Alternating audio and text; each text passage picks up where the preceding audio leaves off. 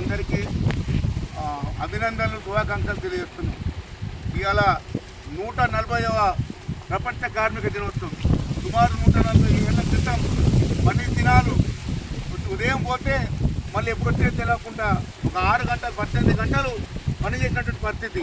తండ్రికి కొడుకు తెలియదు, కొడుకులు పిల్లలకు తండ్రి తెలియకుండా ఆ రకమైనటువంటి బానిస ఎక్కితాకి చేసినటువంటి పరిస్థితులలో చికాగో అంటే అమెరికాని గొప్ప చెప్పుకుంటే దేశంలోనే ఎర్ర జెండా పుట్టింది.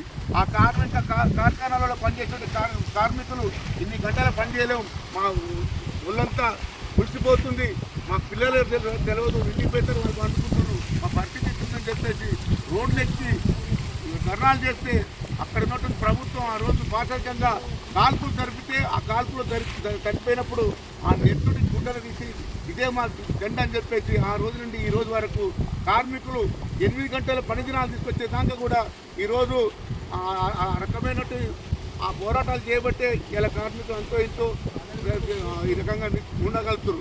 కానీ ఇప్పుడున్న ప్రభుత్వాలు మళ్ళీ దుంగలో దొరికేటట్టు మళ్ళీ కార్మిక చట్టాలు తీసుకొచ్చి మళ్ళీ 12 గంటల పని విధానం తీసుకొచ్చి పెడుతున్నారు.